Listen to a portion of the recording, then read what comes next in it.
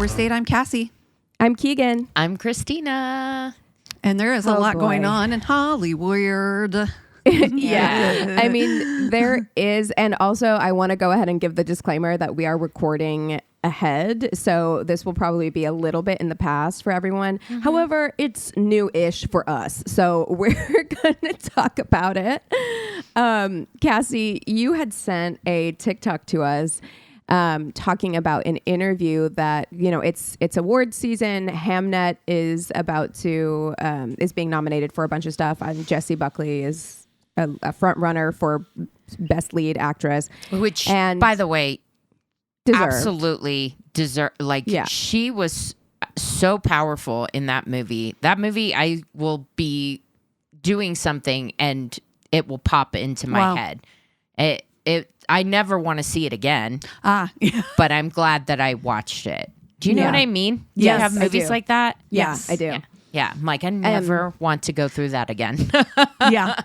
I kind of wish I'd seen it in theaters because it seems like the kind of thing that I, kind of want to be absorbed in and not distracted by anything. Especially the nature scenes. Do you know what I mean? Yes. That's what strikes me in the trailer and stuff when I'm watching the trailer is it looks really beautiful. Yes. Somebody was saying that it was a crime that they weren't nominated for cinematography. It is. Oh, really? It really is, actually. I was really impressed with that. That's probably the second thing. It's like Jessie Buckley's acting and cinematography. Wow. Okay. For me, we're so moving, and the nature plays a huge role in the movie, and I think the cinematography really captured that and made it into a character. I did hear that The Bride is not very good, which is kind of a bummer. Yeah. Because I liked the concept. Yeah. I agree. But yeah. And I like that Maggie Gyllenhaal is directing and all of that. It has very interesting people in it. Christian Bale and good cast, but I've heard it's not great. It gives Joker 2 vibes when I see the trailer. Yeah. I see that. Yeah. But and it's like all black and white, isn't it? It's a decision. No, I don't think it is. No? It's okay, not just the trailer. It's not all black and white. I don't think so, but I still haven't seen it, so I can't tell you for sure. But Jessie Buckley and Paul Mescal, who's her co-star in Hamnet, did an interview in which I believe they both said they didn't like cats. Like both of them were like, we don't like them, which in 2026, really, like that just feels like it feels like some weird edgelord shit to say in 2026, doesn't it? Yeah. Like, you're not better than anybody because you don't like cats, you fucking weirdo. Okay. Oh, God, thank you. Yeah. And I guess Jessie Buckley is getting well-deserved, in my opinion, backlash for saying that when she met her now husband, he had a cat and she gave him an ultimatum that it was her or the cat. Yeah. And that's what I'm not okay with. I don't like that.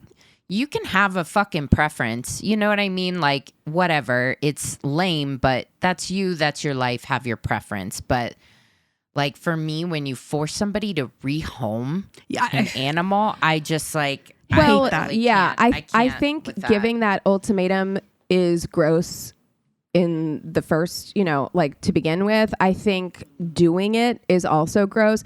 My ex, I had just gotten my cat whenever we got together, and he said that he didn't really like cats and he was allergic. And I said, well, allergic guys. And I said, well, then this isn't going to work out. Yeah. Because I'm not getting rid of this cat. Sorry. And I'm not going through the rest of my life never having a cat. Like, I like them. I enjoy them. And there are people who are genuinely really allergic to cats. I am a little bit allergic too. I will, break out, get hives and stuff like that from my cats. It happens. And there are people who are seriously allergic to cats. I do understand that. I do think most of the time people use that as an excuse because they just don't want to be around them. Yeah. I don't understand. The other side of it is like, I don't understand people that get animals and they're not like their family. Like my animals are my progeny, my children. 100%. I committed when I got that cat. I committed to taking care of that animal, and I'm not going to get rid of her for somebody I just started dating. I'm sorry. Sometimes I just get like look at them and I get sad, like imagining all the like time when they get older, or like I'll look at Leroy and Pickles, my 2 boy dogs, like snuggled together every night. Yeah. And I'll like morbidly look at them and be like, what's going to happen when one of them dies? Oh, yeah. The other one is going to be sad. As someone who has one baby and one old baby, I think about this too. Like, and literally I do look morbid. at them. No, you also though, you have to prepare yourself, because that if you are like us and you think that your animals, or that is your mindset, that your animals are part of your family, they're your babies, you are almost certainly going to outlive them, and you have to mentally prepare yourself, because the number of times I have said that about my cat Matilda, that I will die when she dies. Because that's how it feels. It's just like I don't want to go on in a world where I don't have my little baby. I know. You know? Dude, so you have awful. to you have to think about it as I cry about it probably once every 2 weeks. Sure. Yeah. So. Yeah, that sounds right. Yeah. That sounds right. But I always think to myself, I'm like, why am I doing that? Like, this is years and years away, but it must be like a protective measure. And time moves so fast. Yeah. You know, and we've all gone through pet loss, and it is awful. horrible. Awful. Yeah. Really, The really worst. horrible. But yeah, I mean, we live across the street from people that just leave their dogs outside all the time. The dogs are not in the house ever. And I'm like, bears. what the fuck? Yes, we've seen bears up by us. Yes. And then so I'm just like, what is the point then of having these dogs? Like, if they're not like part of your family and snuggling and you're not playing with them and everything, they're just sitting outside all day. It drives me nuts. Speaking of my cat, okay, so I explained to you guys before we started recording that my cat does this weird fucking thing where they have this cozy blanket, and my cat, instead of biting my dog, bites this blanket really hard. He just did it. I'm watching him. He's just staring at my poor sleeping dog, staring at her.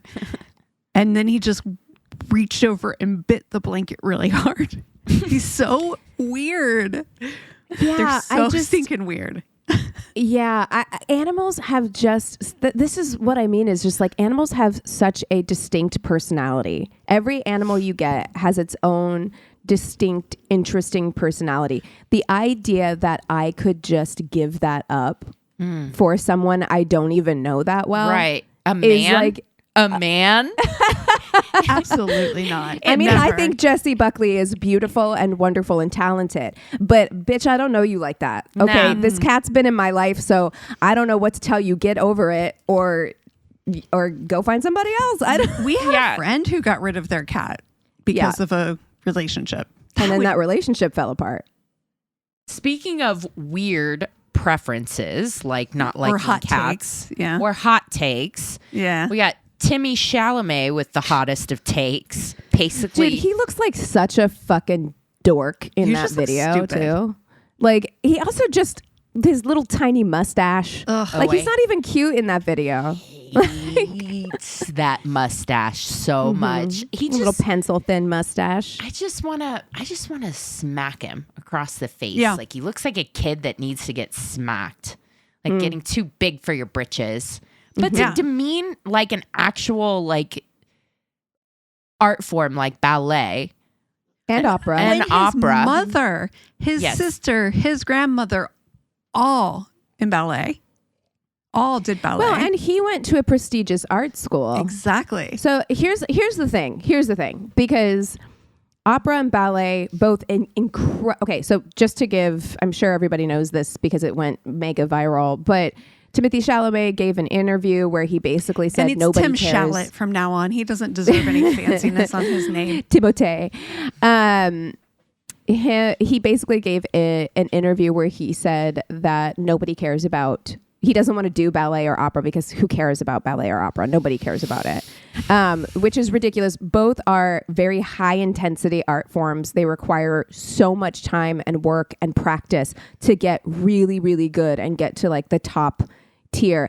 And it's he said fighting for audiences basically. And it's like theater. They're not though. They're always sold out. It's just expensive, which is why more people, it's not as accessible because it costs a lot to put on those productions. So ticket prices are really high, but everyone goes.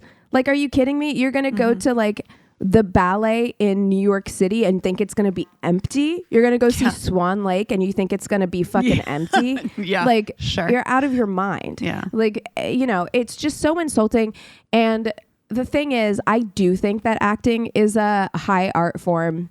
I'm not putting it down to raise up ballet and opera. But he said theater too. He didn't just say ballet and opera. He said theater. Oh, I didn't hear him say theater, but regardless, like that's insane. I actually think in these days of AI that theater, ballet, and opera are going to survive more than Hollywood is. Sorry. Well, they're going to become much hotter commodities. That's right, because they're live and they're human. I think that is where, you know, if you're interested in the arts or pursuing a career in the arts, I would recommend these days pursuing something live. Because I think that that's going to be a premium. You know, with Paramount buying Warner Brothers and having to pay off all of that debt, you don't think the first thing that they're going to do is embrace AI? Of course. We're going to see so much fucking AI bullshit. Slop now. Yeah, slop. Yeah. You're absolutely right. I think that is exactly where my head went to. It's like, you think now, it maybe before, maybe it had a time where movies and that was much more, again, like you said, Keegan, it's very accessible. So it had its heyday. It had a real thriving time. But I'll be honest, getting people to go to a movie theater now these days is hard. Difficult. Yeah. I don't want to go. I'll tell you what turned me off from it is 25 years of superhero slop. I'm tired of fucking seeing it. Like, it's cool at first. You know what I mean? But now, like, we're a quarter of a century in, and that's like all that's getting made. I remember going to dollar theaters growing up, going to the Cinemark and seeing like fucking 90s movies and seeing a variety of different movies on the screen. And you're right, it's that accessibility and cost. Now it's like $100 at least night out to go to the movies for two people. Yeah. I mean, and that's where are the dollar movie stores, movie theaters? Because I do remember that where it's like, you're going to see a movie that's maybe, I just said, I wish I'd seen Hamnet in theaters. Where's the dollar movie theater that's playing a couple month-old movies? You know what I mean? Because that's how those used to operate. It used to be the hangout spot, man. Yeah. I mean, and that was cool. And I mean, I'm with you entirely on that. I think that audiences are getting bored by the kinds of things that are coming out in theaters right now. And I think that a big problem that I see as somebody who has worked in that industry is just everyone we don't have creatives at the top. We don't have creative people at the top. We have numbers people at the top. And so that's why the same type of movie keeps getting made over and over. That's why movies that have a good concept end up being trash because they ended up hiring 17 producers and 18 different writers and a billion different production notes to go back and rewrite and rewrite and rewrite, you know, and it's only to produce the same thing that's been produced, like you said, 15 times before. And it doesn't resonate with audiences anymore. It just doesn't, which is why, like, when you find a movie like Hamnet or like, you know, one of these beautiful kind of like artistic movies that do still exist, you do want to like go and engage and it means something. It's not just the same old thing. Do you guys have any hot takes that you would be canceled for, like not liking cats or ballet or opera. I mean, I guess I God. shared mine in last week's episode where I said I don't like performance art. But I also don't think it shouldn't exist. Do you know what I mean? I'm trying to think if I have any. We had a lot of hot comments takes. on our Spotify about that. A lot of people were like, "You should really check out this about Yoko Ono." And Great. yeah. But Yeah, I don't know.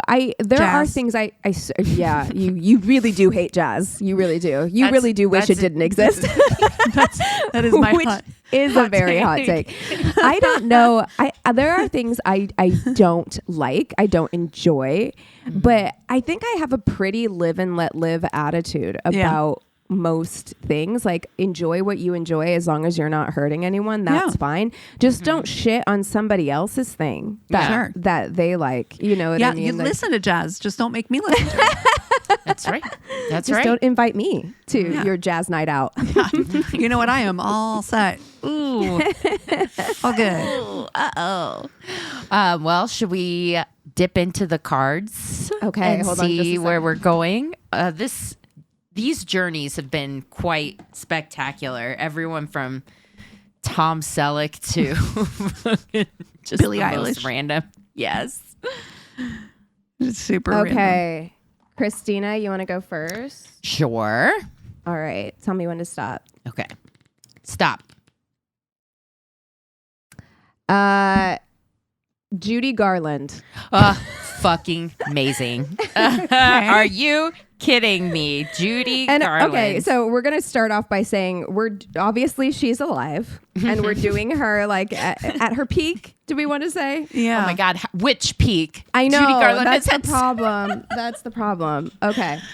Wait, we've already done. Okay. Cassie. Okay. Stop. I don't know. George W. Bush? No. Absolutely not. No. Okay, Carrie Fisher then. Carrie Fisher. Fisher. All right, Yeah. Carrie Fisher. Okay. All right, let's just take George out. Let's just throw him in the right. trash. I was like, yeah, I don't know Not if today, we- Satan. No. Okay. Billy Ray Cyrus. Oh my God. Well, I Wow. think on the other side, we had Mr. Rogers on the other side. You know, yeah, I all mean, right. that Mr. Okay. Rogers would have made it hard, but now I think we all it's have easier. Yeah. have It is a easier. very clear kill on here. Yeah. Yeah. I really can't wait for the comments on this one and for you to Yeah. pull pictures and be like, why are these three people? Yeah, how did this happen? Oh my God. How did this happen? I really hate Billy Ray Cyrus. I With a cannot believe he's dating passion. Elizabeth Hurley. I cannot believe That it. It is is so so weird. random. I feel like it leaves my brain. Yes. Like, my brain doesn't want to hold on to the information Mm-hmm. until I see a picture of them together. And then I'm like, oh, yeah. What the fuck? I don't love Yeah. it. Elizabeth Hurley, stunning. Still stunning. She has the worst taste in men, though. Yeah. kinda And she was does. married to Hugh Grant. Yeah. Yeah. And yeah. Although would take Hugh Grant 100% of the time over Billy Ray Cyrus. Oh, over Billy Ray Cyrus any day. Yeah. Yeah. Any day. Yeah. Any day. Yeah. We should think about like odd couples like that. There's a couple like that going on right now that I'm like, what? Why? I guess Ben and J-Lo are maybe getting back together. No, please God. Again. Look, Keep us gotta out of it, stop. okay? You know, gotta stop. I feel like they're kids from their divorced marriages. Like, I'm just like, you know what?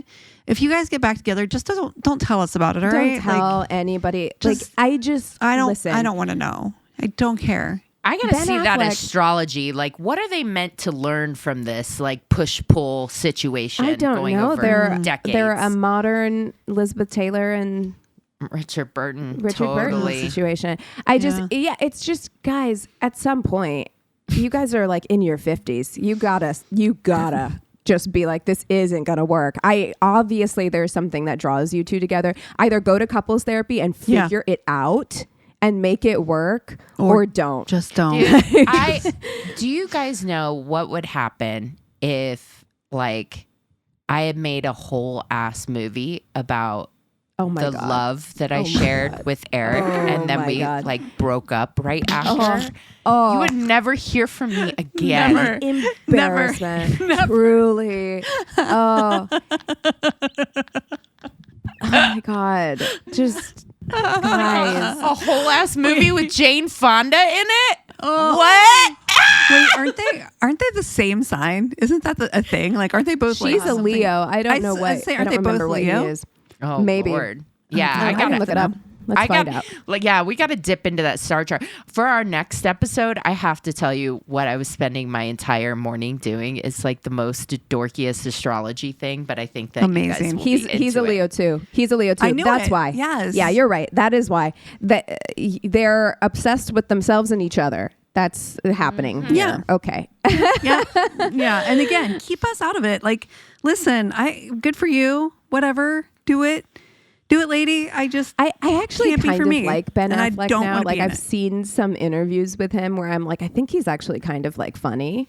Dude, how can you not have a sense of humor when you have an enormous phoenix back tattoo? Oh my God. I'm so fascinated by Ben Affleck at this point. Like I'm so fascinated by him. I kind of want to like sit down and talk to him because I've actually heard also he's really smart. Like he has like a really high IQ. Yeah. And I heard him and Matt Damon. This is so interesting. I think him and Matt Damon probably like as friends would be like some of the most fun people to hang out with. Oh, yeah. Yeah. Dude, Yeah. Go to a Dunkies together. Yeah. Yeah. Forget about Damon it. seems like a precious baby. Yes. I have nothing but love for Matt Damon. He seems like Steady Eddie. Yeah. And he's been married to the same woman for like Long time. a gillion years. Yeah. And she's gorgeous, but she's like a Yeah. normie. She's not like a famous person. So yeah, I mean, Normie. so yeah, I mean, I don't. All of this with the disclaimer that there's I know that Ben Affleck put his family through some shit and Jennifer Garner through some shit with his alcoholism and et cetera, et cetera. And they're they're famous men in the year 2026. Yeah. We don't know. Okay. Yeah. We don't know. I mean, to be fair too, on this FMK, I mean, we don't have to do it. Do you want me to pull different cards? I mean, we just don't have to do it if we don't want to.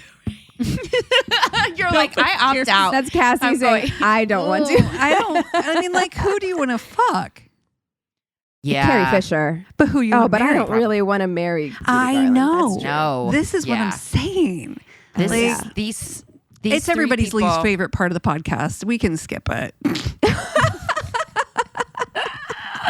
Jesus Christ. Jesus. Yeah, I don't know who I would I marry. Probably Carrie Fisher out of all three of them. And I think it would be the most fun. I just thinking of her and when Harry met Sally. Oh, yeah. You know? Yeah. That's I'd want to hang out with her. I'd want to go shopping with her. I've seen interviews with her. She's very witty and funny. Yes. And Yes. like, yeah, I I read her biography or autobiography. It was really darling. Yeah, I watched what was the documentary called? Was it Wishful Drinking or her like one person show? Oh yeah. Yeah, that was Gosh, good it was too. a while ago. Yeah. Yeah. I mean, yeah, you are dealing with people who would be hard to be married to, I think. I think all three yeah, of these all people. three of these people have a substance abuse Problem. issues. Yeah. Which, listen, that's rough. It is rough to love somebody that has an addiction, and because the addiction is always going to come And first. Judy Garland, look, one of the most talented people ever. Like her ability to perform is insane. Like my if you God. see her do like Clips from her old concerts and stuff. Yeah, and just she would do, like, goosebumps. 50 takes over and over and over. Granted, that is partially because they were giving her a million uppers. Yeah. Amphetamines. Exactly. And yeah, but it doesn't change the fact that her voice is insane, and to be able to hold on to that in take after take after take, and like put her body through what she put her body through, she's an insane performer. I don't really want to fuck her and I don't want to marry her. So we're in a difficult position. No. Yeah. I think this one broke us. I think the cards broke us today. And we do have to. If only we'd had Mr. Rogers so well. If only we'd had Mr. Rogers instead. That would have solved some problems for us. Yeah, we'd marry Mr. Rogers, fuck Carrie Fisher. Yeah. Easy. All right. Well. Yeah. Well. Oh my gosh. On that note, you guys want to take 5 and then we'll come back with stories? Sounds good. And we're back. Okay. I have the Tainted Love this week, so I am going to kick us off with stories. I went on a first date with this girl who I knew as Samantha only. When we were on our way back to hers, she tells me her name is actually Pamela, and it's not her place, it's her boyfriend's. Surprise.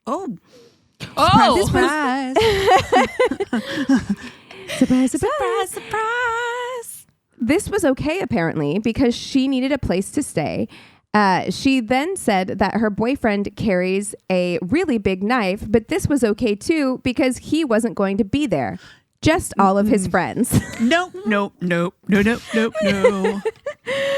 I was to pretend that I was her brother Peter, who works on the docks. That was all I knew about him. What in the fucking 80s song is happening right now? It was too late to turn around. I met a girl named Samantha. Her name was actually Pamela. There was a large gathering of big blokes. Samantha/Pamela introduces me as her brother, and instantly her girlfriend, who I had met the night before, said, "That's not your brother." See, this is, no, I do not want to play this game. I am so sweaty right now. Thankfully, they didn't notice this, and Pamela/Samantha quickly took her friend into the other room. So I'm sitting with these guys, nothing in common. One was actually kicked out of the army for being too violent. He threw countless smoke grenades into a locked room during a training exercise. I want to leave now. I would like to leave. How did you even get here? Like, yes. I would like to leave. She's like, "This is my boyfriend's house, and my name isn't Samantha. Goodbye." Exactly. Like, we're not doing this for the plot. Suddenly, some guy enters. I was really hoping it wasn't her boyfriend. It wasn't, but he had seen some bastard kissing Pamela down by the beach. Me. Oh, no. As I was introduced as her brother, he didn't catch on, thank God. But they were determined to catch this dick and beat 7 levels of shit out of him. One of the guys turns to me and says, "You'll help us, won't you?" Of course. Sure. So off I went with this group of guys to the beach, leaving Pam behind, looking for myself to beat up. Needless to say, we didn't find me. Oh my God. No. Babe, why? Oh my God. That is like 7 layers of mess. No, Man, yeah. Why are you? Like, you don't need to do this. You don't need to do it. It's messy enough. Like, why are you gonna, this is playing on like God mode right now. Truly. Yeah. Okay. So back when I was at university, I had about 2 terabytes worth of movies stored in my hard drives. Word got out. I would regularly have people come to my room in the dorms and copy something and go. I never let the hard drives leave my room as to replace the contents wasn't easy. This is also before uncapped internet was widespread. I had this girl ask if I had the Notebook at dinner. I told her, "Yeah, I'm sure I do. Come by around 8 so I can shower and clean up." This is such a moment in time. Yes. Like having all your specific. movies on a hard drive. On a terabyte. Terabytes of movies. It's giving LimeWire. Truly, Pirate my Bay. dad, when I moved to Los Angeles, he like gifted me a 2 terabyte hard drive that was just like loaded with movies he had pirated. Like Amazing. Clearly pirated, where some of them were, I swear to God, were like filmed in a movie theater. Yes. Somebody and was getting up and getting popcorn. Korean subtitles are hard coded. Yeah. Yeah, because he got some of them while he was deployed. So Amazing. they're all like Iraqi versions of American movies. Amazing. Amazing. I told her, I can do around 8, so I can shower and clean up. I had been out the entire weekend at a friend's beach house and was absolutely shattered. I didn't shower or clean up. I think I had sat at the PlayStation and just played a bit of FIFA, just procrastinating. It's the middle of summer, It's 33 degrees outside, which is very fucking hot. Fans on full, and I'm in rugby shorts and a stinger. A stinger is like I think one of those like loose tank tops. A stringer, sorry. No shoes. She arrives, hair done, makeup on, and a really cute sundress and shoes to match. She thinks you're watching. She's on a date watching The Notebook. She dressed accordingly. Without thinking, you look really pretty. Where are you going tonight? Her. Well, I've come to here to watch a movie with you, silly. And it hits me at that moment that she wasn't asking if I had the Notebook because she wanted to burn it for her. She wanted to watch it with me. Oh no. Sweet summer child. Babes. Amazing. So that was the end of that story. So I don't know if she stayed and he was like, I'm going to run to the shower real quick. I don't know what happened after that, but how dare they not fill us in? I feel it. I want her to leave. I want her to turn around and leave. This is college though. Yeah, she stayed for sure. She stayed. This is college. She definitely stayed. Yeah. She stayed and sweated in that nasty ass apartment that smelled like gym shorts. Oh God, that smell! I can smell those balls. I swear to God. Yeah, and they're just rolling around loose in those rugby shorts he's got on. God. They are. That's the thing. And I've been there in like that college age where you're just like, this is fine. Let's watch The Notebook. So, oh God, triggering. Okay. Here's my story. I think you guys all have a lot to say.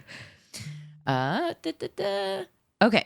They said, I had taken several early, if not first dates, to nerd night a number of times. Okay. It's always a successful outing as a few drinks and interesting lectures always led to fun conversations and more. Okay, I have to say, I think I would enjoy this. I'm 100% in for nerd night. I don't know what this is, but I'm in. Drinks and lectures about nerdy topics. Yeah, I'm you like, just get to like go to a master class while you're having some drinks with other people who are also interested in whatever topic that is. Yeah. Why doesn't that exist everywhere? I know. I'm like, this is what you are a wonderful person. This is a very thoughtful, interesting first date. This would totally have worked on me. So when a new match agreed to a date after much playful texting, I saw the night's program looked interesting and off we went. I can't wait. I can't fucking wait. Sorry. I don't know why I think this is so funny. I'm literally crying already. First lecture. Endangered local snakes. Okay. Oh, okay. Really cool and beautiful local critters and the story of how they're saving them. My date, deathly afraid of snakes. Yeah, and that's has a real to gamble. close her eyes the whole time. Look, that really is a real gamble. I love reptiles, actually. Yeah. I like snakes. Like, I think that they're cool. Same. But people are legitimately... I was watching an old episode of Traders, and they had like... It was like almost a Fear Factor situation where they were putting bugs in on them. They were dumped maggots over their head because everything that happened was getting like progressively. It was supposed to get progressively worse. And the final thing they did was they put a big boa constrictor around their shoulders. That would be I was like, that would be the least issue. Start there. Yeah, start there. Yeah. That's the least scary. But they were freaking out. Like some people are really, really afraid of snakes. So, yeah. Yes. She has to close her eyes the whole time. She's visibly upset, but willing to stay and see the next. Sweetie. Yeah, just step outside for a bit. It's not all night. Like, oh God. Second lecture. Adoption. fascinating history about the practice of adoption in the United States. No, that is a huge bummer.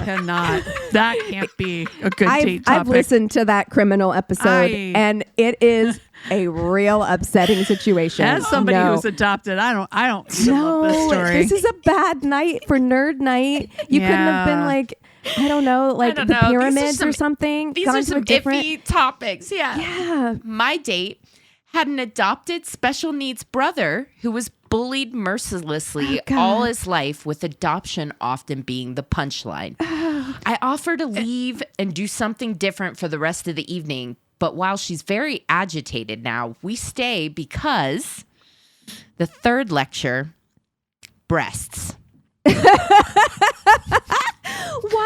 Why? Look, this is on him, because he looked at these subjects beforehand and was like, this will be a good time. Yeah. You got to know somebody better than that before you take them to, no. Okay, so this one is something nearly everyone loves. It'll end well and also shift us into a sexy topic. No. Sweetie. The presentation was actually about the 1,001 ways breasts cause issues for women. Oh, fucking Christ. Up to and including painful deaths due to cancer. I mean, wow. listen. What did you think it was going to be? Yeah, the history of boobs. Boobs are cool. Yeah, what did you think? That truly. What did you think? This was going to be. I did see a post on Threads recently where they were saying that breasts deserve their own specialists. Yes. Like their own, which I'm like, I've never thought about that before. And you're absolutely fucking right. Yeah. We have gynecologists. Yeah. Right. We have urologists. Yeah. Why don't we have doctors? Yes, precisely. Yeah. Exactly. No, somebody get on that. Because they just started thinking about women's health 2 days ago. Exactly 2 days ago. Specifically. Yeah. So the lecture ends and my date is now completely so depressed and irate. She's sighing heavily and stomping her feet. I drove her home in near silence, dropped her off, and we never spoke again. Yeah. That's tough. That's tough. You should have left. And part of that is on her. Did he not show her, here's the itinerary for the evening? That must have been it. That's the only thing I could recommend. Be like, oh, these are usually fun. Like you said, we all said at the beginning, nerd night sounds fucking fantastic. Yeah, I sit at home and watch Nat Geo. I love this shit. Exactly. I have a question about the adoption thing. Really a punchline? How is adoption you remember kids were such assholes. Even siblings that was kind of like a joke where it's you're adopted. Mom and dad don't love you or whatever. That was kids are mean. Yeah. It never was I guess I never had that experience. I guess because I guess I was always really okay with it. What? Who cares? Well, it also and sounds I think people can only jab you and make fun of you if it's hurting you. And I'm I think it's because what's funny about that? It hurt her little brother. Yeah. So, and her brother being special needs. I think needs it's too. probably I think it's a big part of it. Yeah. That's tough. Yeah. But at that point, it's just, if he saw that she was uncomfortable, you should just be like, you know what? Why don't we just go get some ice cream? Yeah. You don't have to stay. You can come back to Nerd Night next week. Yeah. Let's try a different Nerd Night. Truly sending the website link. Check it out. See what you think. She would have looked and been like, I hate snakes. My brother's adopted and I don't want to learn about breast cancer. I have boobs. Yeah. You know what I mean? I'm good. Yeah, I'm good. Yeah. Yeah. Easily solvable. Yeah. But I would love to organize a nerd night in my area. Yes. I would be happy to explore a nerd night though. Me too. Yeah. I bet you they have one in LA, Keegan. Because I know it's New York and San Francisco do these lecture nights. Yeah.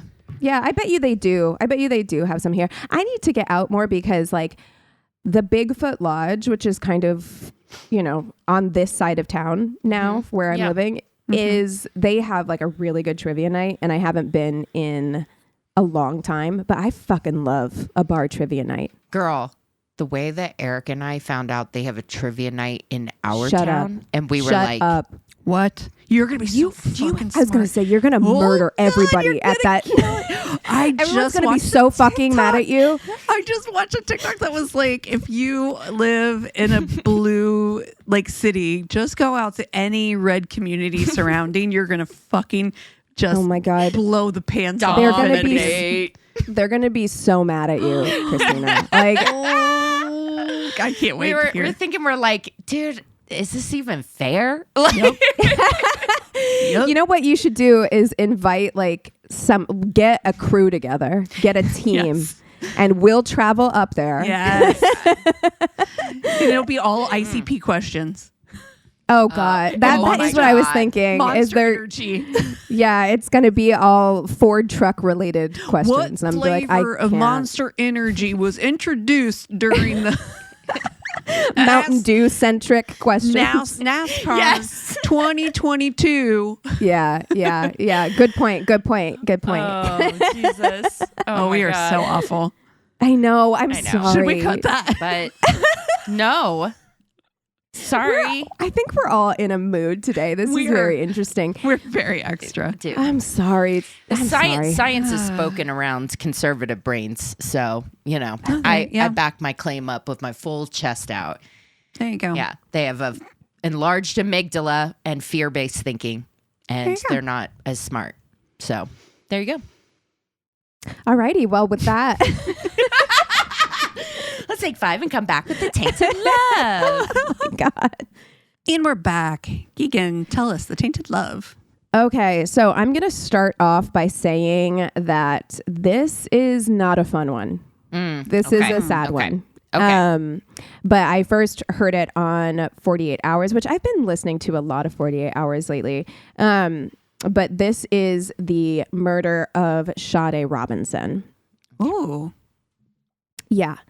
So on April 2nd, 2024, there were two men who were walking. They were out for a stroll along the Wisconsin shoreline of Lake Michigan in a wooded area called Warnemont Park. And while they were on this walk, they looked over along the shoreline by the water, and they saw what looked to be a human leg. And so they immediately called the police. At this point, they have no idea who this person could be or how they ended up there. All they knew was that the leg looked to be that of a Black female. So the lead detective on the case, Joe Donner, was soon contacted by the Milwaukee police, by a Milwaukee police detective named Nora Donegan, who had a suspicion of who the leg might belong to. 19-year-old college student Sade Robinson had gone missing, had gone on a date the night before and had not been seen since. So her car had been set on fire and found about 3 miles from her apartment. And the car was so thoroughly destroyed that investigators were not able to find any DNA or fingerprints. But they did find the clothes that Sade had been wearing that evening on her date underneath the seat, as well as her purse. So in the minds of investigators, this was not a robbery motive. It also looked like someone else had removed her clothes. Her pants were inside out. What they said was her pants were inside out with the underwear in them. That sounds like my bathroom floor, but I also understand what they're saying. Yeah. They were also able to determine that the driver's seat was too far back for Sade to have been the last person to drive the vehicle. You know how many times that trips Girl. people up? That detail is like almost in every single car related. Pull the car Truly. seat back forward. Yeah. Yeah. So they got an identical version of the car, and they found one of the people who worked for the police department who was around the same height as Sade and had her sit with the car seat in that position. And she could barely hit the pedal. She was like, there's no way I could have driven this. So they determined that whoever had driven the car had to have been at least 6 feet tall. Wow. Yeah. Okay. That's a big discrepancy. Yeah. Yeah. Still, investigators had not confirmed that the remains found on the shore belonged to Sade. They went to her family to see if they could get more information. And when they arrived at Sade's mother Sheena's house, they asked Sade's 16-year-old sister, Adriana, if there was anything that she could add to help. And it just so happened that Adriana tracked her older sister's cell phone location using the Life 360 app. So unlike Find My iPhone that gives you, where your phone is right now, Life 360 gives you historical data, and it uses GPS. So it tends to be far more precise than sale records. When I was feel like listening, this is an ad because I'm about to buy that. 100%. I was about to say, when I was listening to the 48 Hours, I was like, I think we should all have Life 360 because it does show you where you were throughout the night, So when Adriana pulled up the information, she saw that Sade's phone had died at 4:35 a.m. at Warnemont Park. So this is the same park where the leg was found. So of course, can't even imagine being a mother or a family member and receiving that a 16-year-old sister. Yeah. Like you have to pull it up, God. So of course, investigators are now fairly certain that the person that they found was Sade. Still, while they're waiting for the DNA to come back, they begin to trace her last known moments of her life. So her sister had seen her the day before her date, which was Easter Sunday, when she'd picked her up to take her to the country club where the two worked as servers. So Sade actually had two jobs. She was ambitious. She was a hard worker. At just 19, not only was she working two jobs, she also was a full-time college student set to graduate with a degree in criminal justice the following month. Wow. She also lived on her own in her own apartment, and that car was one that she had bought for herself. So she was really on top of it. That Easter evening, Sade had dinner with her family and then FaceTimed her mom in the morning of her date. She then went to her second job at a restaurant called Pizza Shuttle, where she worked till 5 p.m. And they interview her boss at Pizza Shuttle. And it's just so clear that this woman was loved by everybody. Like her boss was like, she was a joy to have around. She always came in and I can't remember exactly what he said, but she would say the kind of like same things, the way you get in with coworkers where you get into those routines. And he's like, I really miss hearing that from her every day, So when she leaves her job at 5 p.m., she texts the man that she's supposed to meet up that night. And it's a man named Maxwell Anderson. So CCTV follows what happens next. The pair meet up first at a restaurant and bar called the Twisted Fisherman. And after that, they track the couple to another bar where CCTV catches the two playing beer pong with another couple. Around 9 p.m., they leave the bar together and get into Sade's car. And through the Life 360 app, they're able to track that Sade and Maxwell arrive at Maxwell's apartment around 9:30 p.m. 3 hours later, and I should also say, you can see their demeanor in the CCTV. It's so interesting living in this modern age where cameras pick everything up, right? So, because you can see them walking to the bar, in the bar, playing beer pong, and they're not really, like, he's barely engaging with her. Like, when they leave the bar, he is kind of like walking ahead of her. They're not really connected. Yeah. So 3 hours after they arrive at Maxwell's house, the app would show Sade's phone leaving the building, and surveillance cameras would catch the car with fogged up windows driving around seemingly randomly for hours. Eventually, at 2:53 a.m., the app shows the phone entering Warnemont Park, where it would later die. When investigators checked the security camera footage from a nearby building, they found grainy footage of a man dragging something to the lake. Of course, at this point, Maxwell Anderson is suspect number one. Right. And police seek to learn more about him. It turns out that Sade had actually met Maxwell in person, so they didn't meet on an app or something like that. A few days before their date, when she walked into a local bar looking for yet another job.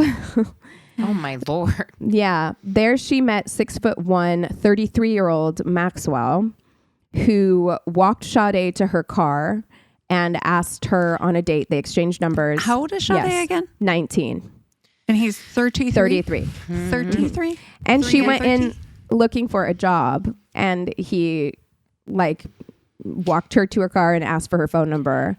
Did you guys see the interview that Keke Palmer did with Demi Lovato this week, where they were both talking about like being 15? She's like, why am I 15 and my boyfriend is 30? Like talking about Wilmer, what's his face? Valderrama. Or whatever.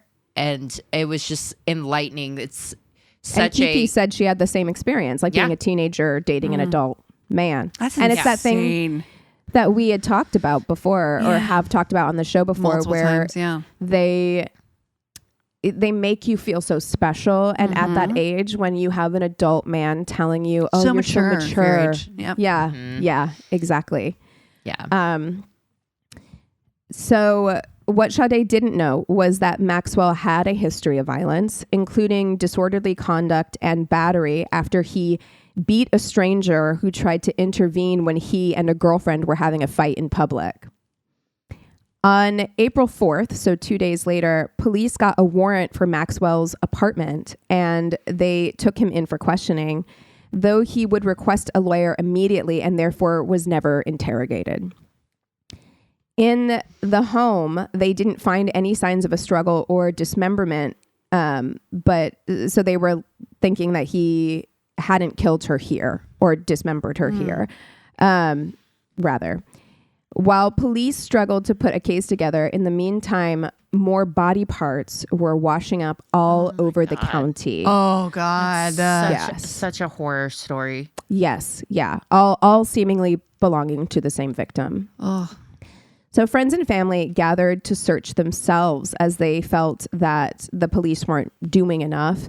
They were able to find items that belonged to Sade, as well as a human bone, both in places that investigators had already searched, which didn't inspire confidence, obviously. No. And I don't know if the human bone belonged to her. I think it didn't. I think it was just like unrelated. But still, it's like if you're searching that area for,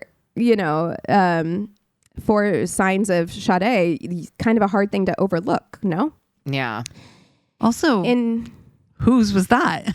I don't know. Additional I don't think it was Sade because of the timeline, but they don't really go into it. And they didn't say Sade's bone in the episode. They said a human bone. So, oh, Lord. I'm just putting two and two together. I could be wrong. Investigators felt stuck because they didn't have a murder weapon. They didn't have a motive. And then Maxwell's ex-girlfriend, Chloe, stepped forward. She'd seen this on the news. So she told investigators that, so first of all, she said in this episode that he was never physically violent with her, but he was really emotionally and mentally abusive. He would make lots of comments about her weight, her physical appearance, was just not nice, not a nice boyfriend. But critically, she told investigators that Maxwell had taken her to what he called his secret beach, and that he was so protective of this special spot that when he did take her there, first of all, he didn't take her there right away. She was like, we were dating in the winter, and he told me, if we're still together by spring, I'll take you to my secret beach. And then they were. And so when he took her there, he gave her turn-by-turn instructions because he didn't want her to, like, if they broke up, to go there. Because it was like his special spot or whatever. So she took detectives there turn by turn. So she does remember. She does remember. And it turned out to be Warnemont Beach, right where Sade's phone had last been tracked. So this proved that he had a relationship with that area. Mm-hmm. So several days after this, the DNA came back confirming that the leg and the other body parts did belong to 19-year-old Sade. That same day, Maxwell Anderson was charged with first-degree intentional homicide, mutilation of a corpse, and arson, and he would plead not guilty to all charges. On what should have been Sade's 20th birthday, her family held a memorial for her. It's just so freaking sad. A year later, in May of 2025, Maxwell Anderson would go on trial, though the prosecution had an entirely circumstantial case. While the defense pointed out that Maxwell had no motive to kill Sade and there was no murder weapon, jurors were shown grainy video of both the man at the beach and another video of a man walking away from Sade's burning car. And when jurors were spoken to later, they felt it looked like the same man. The build was the same. The movements were the same. And they were able to track the man who had left Sade's burning car entering a city bus. And there's cameras when you enter a bus. So they had a full face picture of Maxwell Anderson. So the man leaving the burning car is Maxwell. Clear as day. Yes, and they surmise that it's the same person at the beach. I mean, there's circumstantial, and then there's like honey. Like, yeah.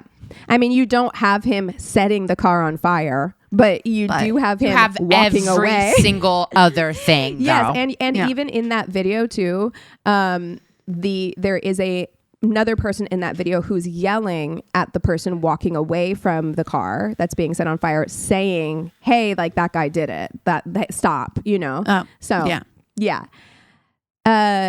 The hoodie that he was seen wearing on the bus was recovered from a dumpster 2 houses away from his house, and it contained traces of Sade's DNA. So again, Sade was in his house. Evidence. So he could have her DNA on his hoodie. However, why would he throw it in a dumpster away from his home?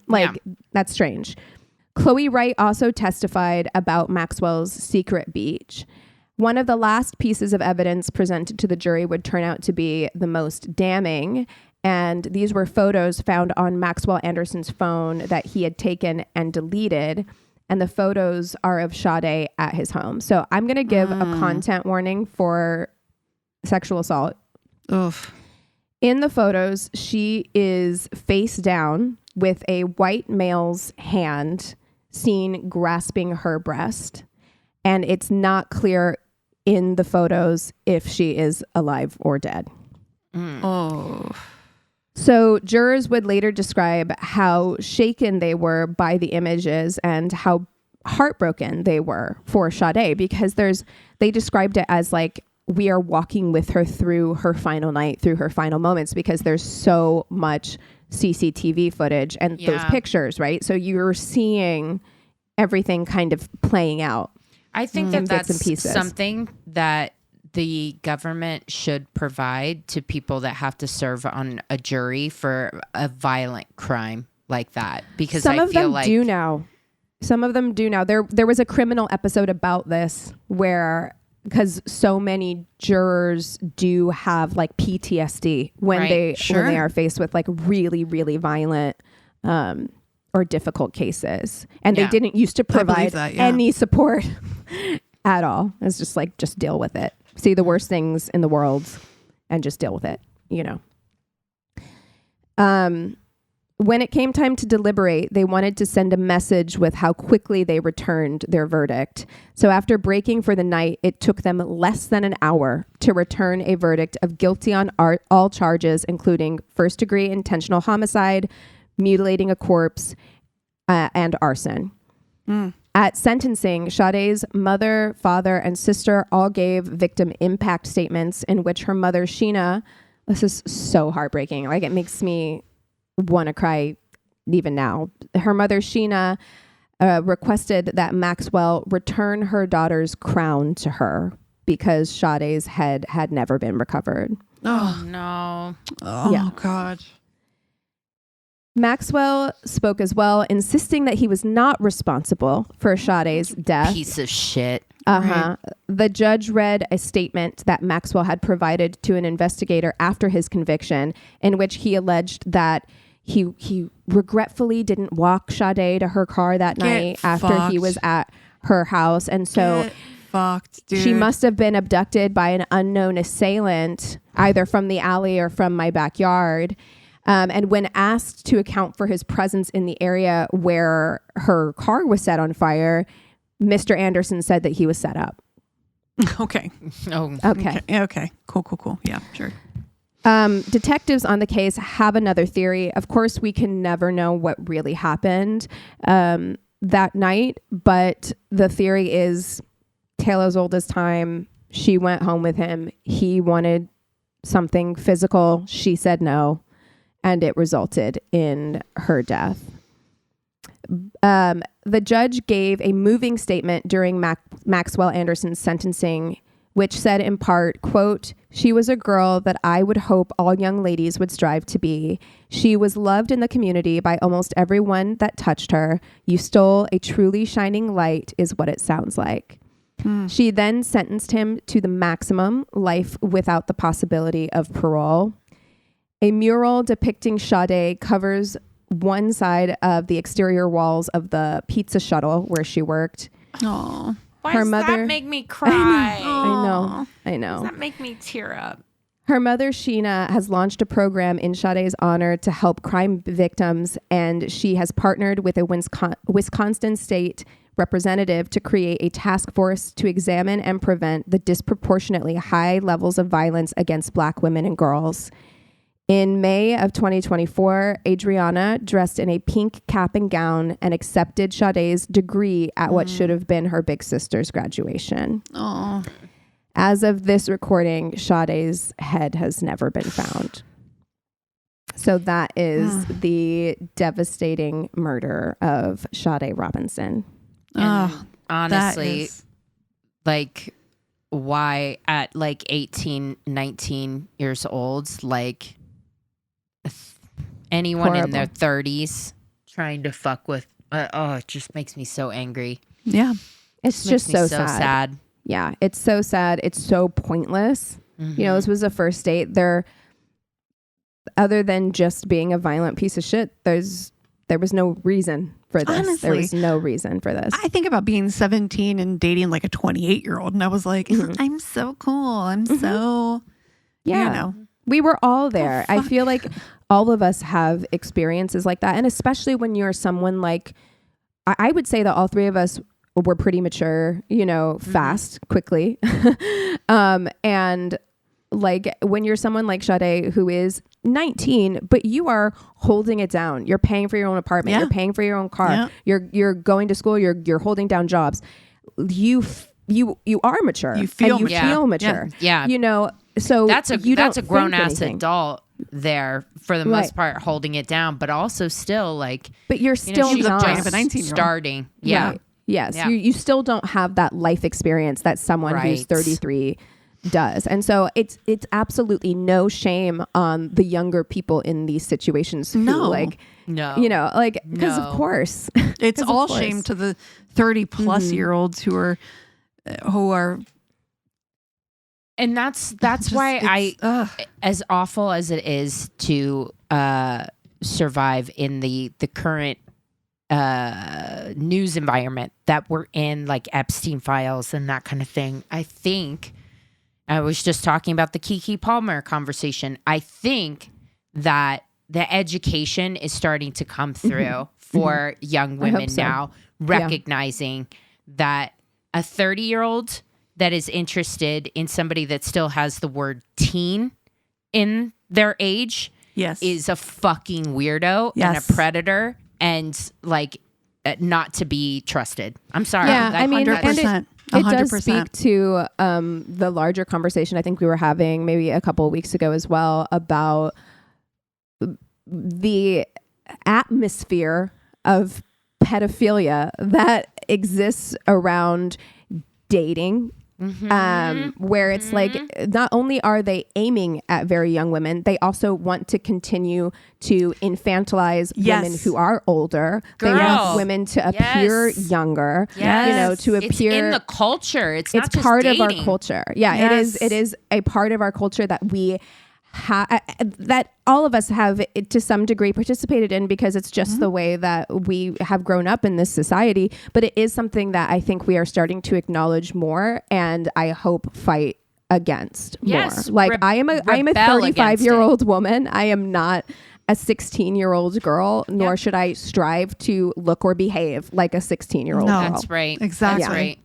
loving your body and loving your aging body, whatever it has to do, if you're healthy and taking care of yourself, is an act of rebellion these days. Yeah. You know?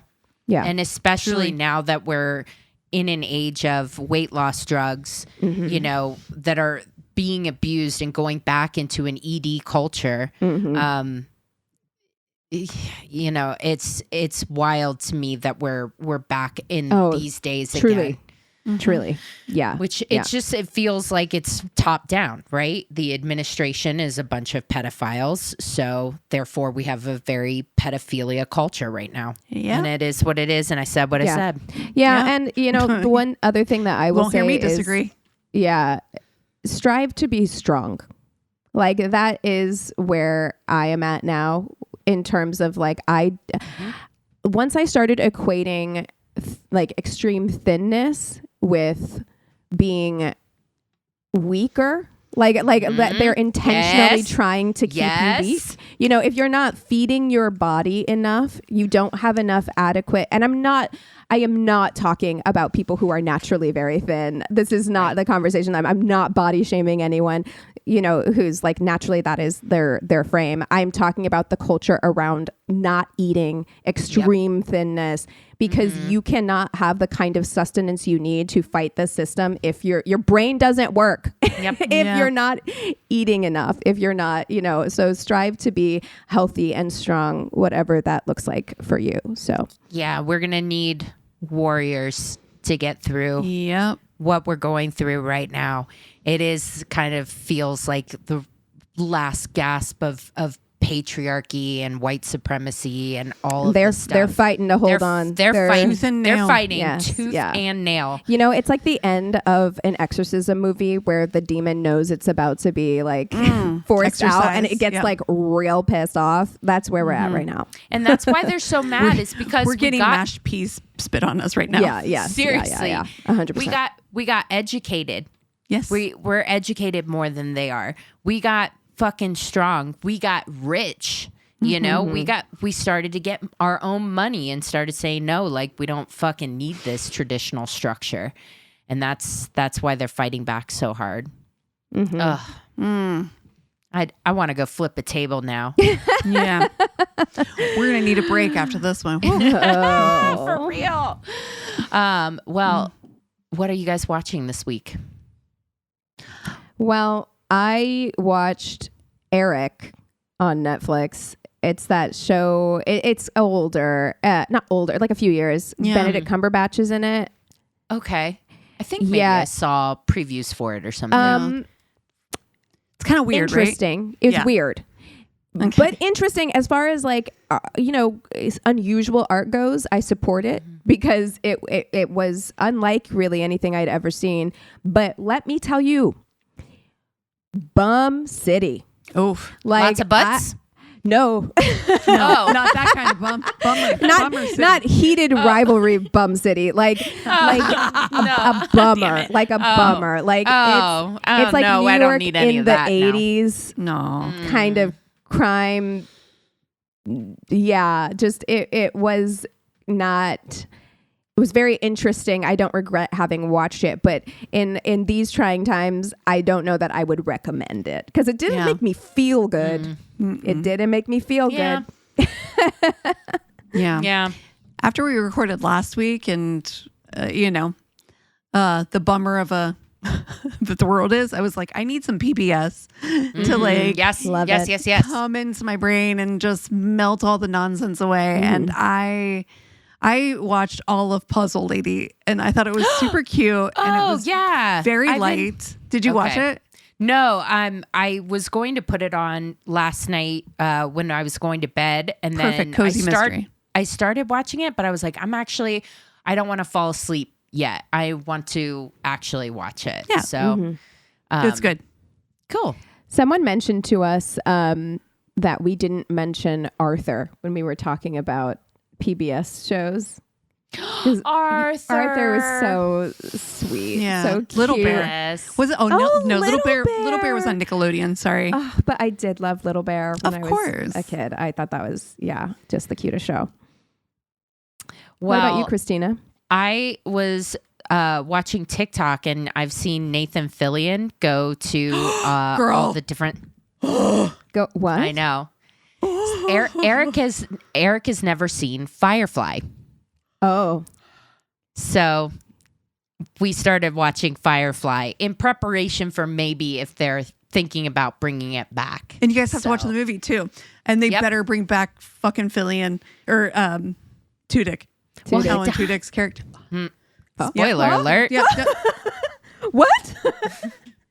Well, I mean, it happened. It's like a 20-year-old show. I know. It's my fault. It's my fault. I know completely. You know what? Like, I struggle with this idea, but because you said Nathan Fillion, it made me think I started following Kyle Chandler. No, not Kyle. The guy from Twin Peaks. Yes. Oh, Kyle MacLachlan. Kyle MacLachlan. Yeah, Yes. I love him. I started following him on He's Instagram. fucking hilarious. He's so precious. Like, we need to fuck, marry, kill like him, Nathan Fillion, and then like one other, kind of funny, seems nice person. Yeah. Kevin Bacon. I want to rewatch Firefly now. Yeah, it's been forever since I've seen it. Yeah. I've seen Serenity, but I never watched well, then the you show. already know. I didn't spoiler anything to you. Oh, okay. It was a long time ago. All right. Okay. I was like, it happens in the movie. If you guys have a 20-year show to recommend, to ruin or to spoil for us, there's a lot we haven't seen. If you have a terrible date story, or if you want to just reach out, give us an online hug, go to our one-stop shop of a website. It's myworstdatepodcast.com, and we love you so much. Cheers.